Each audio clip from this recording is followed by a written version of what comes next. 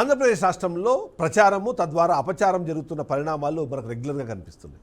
గత సంవత్సరము సెప్టెంబర్లో ఏదైతే తిరుమల లడ్డూలో జంతు కొవ్వు కలిసింది, ఆవు కొవ్వు కలిసింది, ఫిష్ ఆయిల్ కలిసింది, పంది కొవ్వు కలిసింది అనే మాట ద్వారా ఆ అపచార ప్రచారాలు ఇప్పటికీ కూడా కొనసాగుతుంది. దానిలో ఏ పార్టీని వెనక్కు తగ్గకుండా వాళ్ళదే కరెక్ట్ అని చెప్పే ప్రయత్నం చేస్తున్నారు. వాళ్ళకు అనుకూలంగా కనిపించే రిపోర్ట్లు, వాళ్ళ అనుకూలంగా చూపించగలిగే అంశాలు వాటిని మాత్రమే మాట్లాడుతూ ప్రజల్లో ఇప్పటికీ కూడా వాళ్ళ సెంటిమెంట్స్తో ఆడుకుంటున్నారు అన్నది అది నిర్వివాదాంశం. కొవ్వు కలవలేదు, కొవ్వుకు సంబంధించిన ఆనవాళ్ళు లేవు, ఫిష్ ఆయిల్ కలిసే అవకాశం ఉన్న దాని పర్సంటేజ్ కూడా చాలా తక్కువ, ప్రాబిలిటీ చాలా తక్కువ అని ఇప్పటికే సిట్ రిపోర్ట్ ఇచ్చిన తర్వాత కూడా ఏకసభ్య కమిషన్ని అడ్డం పెట్టుకొని కొవ్వు కలిసిందనే విషయాన్ని బయట తీసుకొచ్చే ప్రయత్నము కూటమి ప్రభుత్వం చేస్తోంది అన్నది ఒక ఆరోపణ. కల్తీ జరిగినా ఆ జరిగిన కల్తీ పూర్తిగా బాధ్యులు, పాత్రదారులు, సూత్రధారులందరూ కూడా టీడీపీ పార్టీకి సంబంధించిన వాళ్ళే, చంద్రబాబు నాయుడుకి చెందిన వాళ్ళే అన్న ఒక ఆరోపణని తెరపైకి తీసుకొచ్చే ప్రయత్నం చేస్తున్నారు. సరే, ఈ డిస్కషన్ చేద్దాం, ఇది రెగ్యులర్గా మనం చేస్తూనే ఉన్నాం. కానీ ఇప్పుడు ఇంకో కొత్త కాంట్రవర్సీకి చంద్రబాబు నాయుడు తెరతీశారు. అదేంటో ఇప్పుడు నేను మీకు ఒక బైట్ ద్వారా వినిపిస్తాను. బైట్ ద్వారా వినిపించి దాన్ని మీకు డీకోడ్ చేసే ప్రయత్నం చేస్తాను. సాక్షాత్తు వెంకటేశ్వర స్వామి ఇప్పుడు చూస్తే నిన్న సాక్షాత్తు వెంకటేశ్వర స్వామి ఫోటో కూడా కౌన్సిల్లోకి తీసుకెళ్లిపోయారు. ఏం తమ్ముళ్ళు, ఇది మీకు న్యాయం అనిపిస్తుందా? న్యాయం అనిపిస్తున్నానని మిమ్మల్ని అడుగుతున్నా. ఇలాంటి వాళ్ళతో నేను రాజకీయం చేయాలని మిమ్మల్ని అడుగుతున్నా. చెప్పులు వేసుకొని వెంకటేశ్వర స్వామి ఫోటో పెట్టుకొని ఫోటోలు తీసుకొని ఇసిరిసేస్తారు. అంటే ఏంటి మీ అజం, ఏంటి మీ అహంకారం? మీ అహంకారం అంతా ఒకటే, ఒక రాజకీయ పార్టీ అని. శివుడి తల మీద పాముంటే మనం ఏం చేయలేము ఒకసారి, అదే అనుకుంటున్నారు. నేను తప్పకుండా శివుడు తలపైన పాముంటే నమస్కారం పెట్టి శివుడికి దాన్ని బయట తీసుకొచ్చి పాముని ఏం చేయాలో అది చేస్తామని చెప్పి కూడా నేను మీకు తెలియజేస్తాను. ఒక ప్రయత్నం చేశారు. సరే, దాన్ని ఎవరికి వాళ్ళు వాళ్ళకి అనుకూలంగా డీకోడ్ చేసుకునే ప్రయత్నం చేస్తారు. సో శివుడి తలపైన పాము గురించి ఆయన మాట్లాడిందని మరొకసారి వినండి మీరు. దాన్ని నేను డీకోడ్ చేసే ప్రయత్నం చేస్తాను. దాని తర్వాత మనము దీని గురించి డిస్కస్ చేద్దాం. ఏంటి మీ అజం, ఏంటి మీ అహంకారం? మీ అహంకారం అంతా ఒకటే, ఒక రాజకీయ పార్టీ అని. శివుడి తల మీద పాముంటే మనం ఏం చేయలేము ఒకసారి, అదే అనుకుంటున్నారు. నేను తప్పకుండా శివుడు తలపైన పాముంటే నమస్కారం పెట్టి శివుడికి దాన్ని బయట తీసుకొచ్చి పాముని ఏం చేయాలో అది చేస్తామని చెప్పి కూడా నేను మీకు తెలియజేస్తున్నా. అంటే ఏంటి మీ అజం, ఏంటి మీ అహంకారం? మీ అహంకారం అంతా ఒకటే, ఒక రాజకీయ పార్టీ అని. శివుడి తల మీద పాముంటే మనం ఏం చేయలేము ఒకసారి, అదే అనుకుంటున్నారు. నేను తప్పకుండా శివుడు తలపైన పాముంటే నమస్కారం పెట్టి శివుడికి దాన్ని బయట.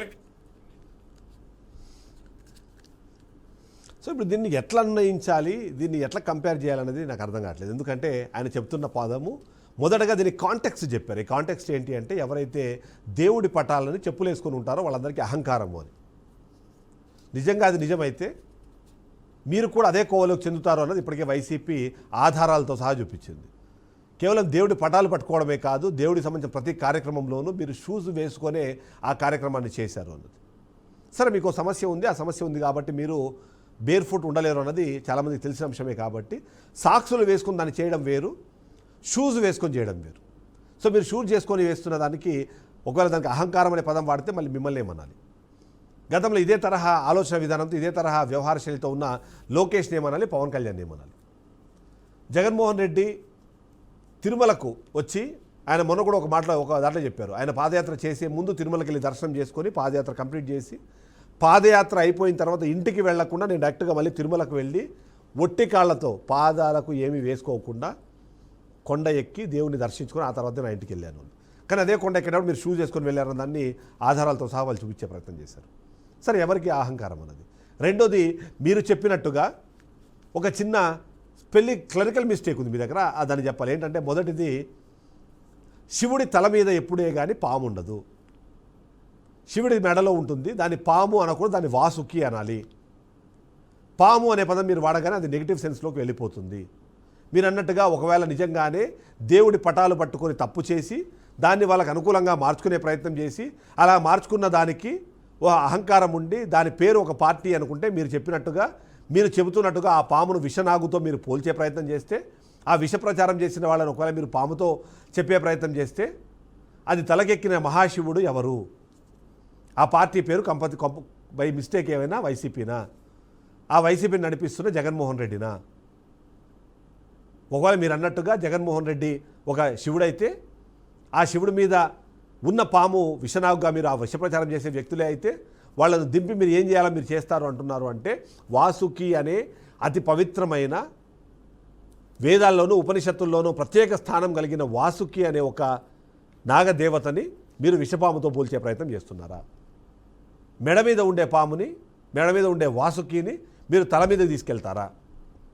ఇలాంటి అపచారం ఎందుకు చేయాలి? అలాంటి ప్రచారంతో మీరు ఏం పొందాలనుకుంటున్నారు? ఆ విధంగా చెప్పే ప్రయత్నంలో జగన్మోహన్ రెడ్డిని మీరు శివుడితో పోల్చే ప్రయత్నం చేస్తున్నారా? ఆయన ఉన్నారనే భరోసాతోనో, ఆయన ఉన్నారనే అహంకారంతోనో ఇలాంటి విషయాలు మాట్లాడుతున్న దాన్ని విషప్రచారం అని, ఆ విషప్రచారానికి పాము అనే ఒక ఫేస్ ఇచ్చి ఆ పాముని ఆయన తల మీద పెట్టే ప్రయత్నం చేస్తున్నారా? ఏం చేద్దాం అనుకుంటున్నారు? వాసుకి అని అంటే ఎంతమంది తెలుసో నాకు ఐడియా లేదు, కానీ బట్ ఏదైతే మనము మాట్లాడుకున్నట్టుగా క్షీరసాగర మదనంలో అంత కష్టాన్ని ఓర్చి, అంత కష్టాన్ని భరించి అమృతం బయటికి రావడానికి కారణమైన వాసుకినే ఆ పాము. అది ఎక్కడ ఉంటుంది? దేవుడి మెడలో ఉంటుంది, తల మీద ఉండదు. మీరు ఇలా మాట్లాడారో లేదో వైసీపీకి మరొక ఆయుధాన్ని ఇచ్చారు. ఆ ఆయుధం ఏంటి అంటే, మీరు ఏదైతే ఆ నాగదేవుడి గురించి మీరు మాట్లాడారో, ఆ నాగదేవత గురించి మీరు మాట్లాడారో, వాసుకి అనే ఆ సర్పరాజు గురించి మీరు మాట్లాడారో, నెక్స్ట్ డే అంటే ఇవాళ ఉదయము తిరుమలలో భక్తురాలకి పాము కాటు వేసింది అన్న ఒక వార్త బయటకు వచ్చింది. మీరు చేసే అపచారాలకి భక్తులు బలవుతున్నారంటూ వైసీపీ ఆ ఆయుధాన్ని మరొకసారి తెరపైకి తీసుకొని వచ్చి చెప్పే ప్రయత్నం చేస్తున్నారు. మీరు మాట్లాడే మాటలు, మీరు చేస్తున్న అపచారాలకి ఒక్కొక్కటిగా రెస్పాన్స్ వస్తున్నా సరే మీరు తిరిగి మరి అదే అపచారాలని, అదే ప్రచారాలని చేస్తున్నారు అన్నది వాళ్ళు చెప్పుకోవడానికి ఒక ఆయుధాన్ని అయితే ఇస్తున్నారు. ఏం కంపారిజన్ చేయాలనుకున్నారు? మీరు ఏం చెప్పాలనుకున్నారు? శివుడుగా వైఎస్ జగన్మోహన్ రెడ్డిని పోలుద్దామనుకున్నారా? ఆ శివుడుగా ఆ వైసీపీని పోలుద్దామనుకున్నారా? వాళ్ళు మాట్లాడే మాటల్ని విషప్రచారం అని చెప్దామనుకున్నారా? వాళ్ళందరినీ పాములతో పోల్చే ప్రయత్నం చేశారా? కానీ ఆ కంపారిజన్ మీరు ఎవరితో చేశారు? ఆ మహాశివుడు, ఆ పరమేశ్వరుడితో పోల్చి ఆయన మెడలో ఉండే వాసుకితో పోలుస్తున్నారు. సరే, ఆ వాసుకి అవన్నీ అర్థం చేసుకోవాల్సిన అంశాలైనా సరే మీరు చేసే ఇలాంటి అసందర్భమైన, అవసరం లేని కంపారిజన్స్ వైసీపీకి మరొక ఆయుధంగా మారుతున్నాయి. దాని గురించి ఆలోచించండి. ఇవాళ తిరుమలలో జరిగిన పాము కాటుకి మీరు చేసిన పాము కామెంట్స్కి సంబంధం లేదు.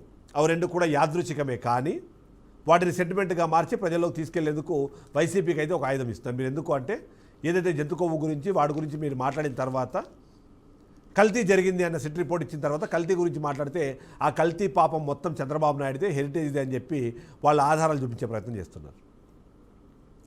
అది సరిపోదన్నట్టు ఏదైతే మీరు విమాన ప్రమాదానికి సంబంధించి 7 కొండలు 2 కొండలు అనే డిస్కషన్ చేస్తూ వచ్చారు.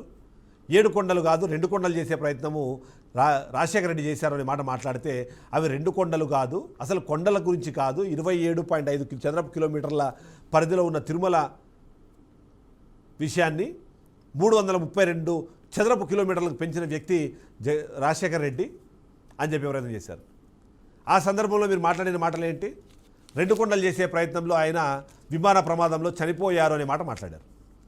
కట్ చేస్తే ఇప్పుడు భారత్లో జరిగిన ఒక విమాన ప్రమాదానికి కారణం మీరే అని, దానికి కనెక్ట్స్ తీసుకొని ఒక వ్యక్తి దేశవ్యాప్తంగా తిరుగుతున్నారు. ఇప్పుడు హెరిటేజ్ ఫిన్లీజ్ అని మీ భార్య, మీ కోడలు డైరెక్టర్లుగా ఉన్న కంపెనీ విఎస్ఆర్ వెంచర్స్ అనే కంపెనీకి మీరు ఫండింగ్ చేయడము, ఆ విమానం కూలిపోవడము, 35 కోట్ల విలువైన విమానానికి అక్కడున్న ఆప్షన్స్, అదేది తప్పే కాదు, 35 కోట్ల విలువైన విమానానికి 55 కోట్ల విలువైన ఇన్సూరెన్స్ చేశారు.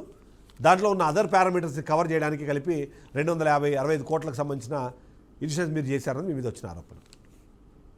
మీరు శివుడి మెడలో ఉన్న వాసుకు గురించి మాట్లాడితే తిరుమలలో పాము కాటు జరుగుతుంది. లడ్డూ కల్తీకి సంబంధించిన విషయం జరిగితే ఇందాపూర్కి హెరిటేజ్కి మధ్యలో ఉన్న బంధాలు బయటపడతాయి. ఏదైతే 7 కొండలు 2 కొండలు అనే విషయం మాట్లాడితే 7 కొండలు చేసే ప్రయత్నం చేసింది రాజశేఖర్ రెడ్డి అయితే దాన్ని 2 కొండలు కుదిస్తాను అని మాట్లాడిన బయటకు వస్తాయి. విమాన ప్రమాదంలో చనిపోయిన రాజశేఖర్ రెడ్డి గురించి మాట్లాడితే మీరు అలా జరిగిన విమాన ప్రమాదానికి మీరే కారణమని చెప్తూ ఒక వ్యక్తి బయటకు వచ్చి డిస్కషన్ చేస్తారు. మీ ప్రచారంలో అపచారం ఉందన్నది దీనివల్లనే మీకు అర్థమవుతుందా అన్నది వైసీపీ అడుగుతున్న ప్రశ్న. సమాధానం చెప్పలేని పరిస్థితుల్లోకి టీడీపీ వెళ్తున్నా సరే ఇప్పటికీ కూడా అదే ప్రచారాన్ని కొనసాగించే ప్రయత్నం చేస్తున్న వాళ్ళందరినీ ఏమనాలని. దైవ భక్తితో సంబంధించిన అంశము, భక్తుల మనోభావాలకు సంబంధించిన అంశము, భక్తుల నమ్మకానికి సంబంధించిన అంశం, వాటితో ఆడుకునే ప్రయత్నం చేస్తే దేవుడు తిరిగి మీకు ఇమ్మీడియట్లీ చెప్తున్నాడు. ఎందుకంటే ఇది కర్మ ఫలితం, కలికాలం ఇది. ఈ జన్మలో చేసిన పాపాలకు నెక్స్ట్ జన్మ దాకా ఆలోచించి వెయిట్ చేసే ఓపిక దేవుడికి కూడా లేదు. అందుకనే ఏ కర్మ ఫలితం అదే జన్మలో చూపిస్తున్నారని చెప్పడానికి ఎగ్జాంపుల్స్ అనే విషయాన్ని వైసీపీ ప్రచారం చేసుకోవడానికి మీరే వాళ్లకు కొన్ని రకాల ఆయుధాలు ఇస్తున్నారు. కాబట్టి దయచేసి ఇప్పటికైనా దేవుళ్లను కంపారిజన్లోకి తీసుకురాకండి. దేవుళ్లను ఉపయోగించి మీరు వేరొకరిని విమర్శించే ప్రయత్నం చేద్దామని మాత్రమే నా రిక్వెస్ట్. ఈ ప్రచారంతో మీరు చేస్తున్న అపచారాలు, దాని విధానంగా జరుగుతున్న పరిణామాలు, ఇప్పటికే ఎన్నో ఎగ్జాంపుల్స్ చూపించినా, ఇప్పటికే ఎన్ని రకాల ఎఫెక్ట్స్ చూపించినా సరే స్టిల్ ఇంకా మీరు అదే తరహా ఆలోచన విధానంలో అదే తరహా మాటలు మాట్లాడడం అనేది సరైన పద్ధతి కాదు అనేది అయితే మనం ఇక్కడ చెప్పాలి. నేను అన్నట్టుగా ఏదైతే ఈ ప్రచారము అపచారం చేస్తూ పోతున్నారో ఆ అపచార కారణంగా ఆయనకు కనిపిస్తున్న సిగ్నల్స్ మెసేజెస్ని ఆయన ఎందుకు ఇగ్నోర్ చేస్తున్నారు అన్నది కూడా ఒక మాట మాట్లాడుతున్నారు. చెప్పులు వేసుకొని వెళ్ళేది, చెప్పులు వేసుకొని పూజలు చేసిన విజువల్స్ అవన్నీ మాట్లాడిన తర్వాత కూడా దాన్ని అనుకూలంగా మార్చుకునే ప్రయత్నం చేస్తున్న చంద్రబాబు నాయుడు, కలిసిరాని బీజేపీ, ఇవన్నీ కూడా ఆయనకి మెసేజెస్ ఇస్తున్నాయి. ఇప్పటికైనా ఆ మెసేజ్ని డీకోడ్ చేసుకోకపోతే నా ప్రోగ్రామ్నైనా డీకోడ్ ఈ పాయింట్ డీకోడ్ అయినా మీరు చూసుకొని నేను అర్థం చేసుకోవాలని చెప్పి కోరుకుంటున్నాను. ఇది వాళ్ళ పాయింట్ డీకోడెడ్. నెక్స్ట్ పాయింట్ డీకోడ్తో మళ్ళీ కలుద్దాం. స్టేట్ టు బీఆర్కే న్యూస్, తెలుగోడి సత్తా.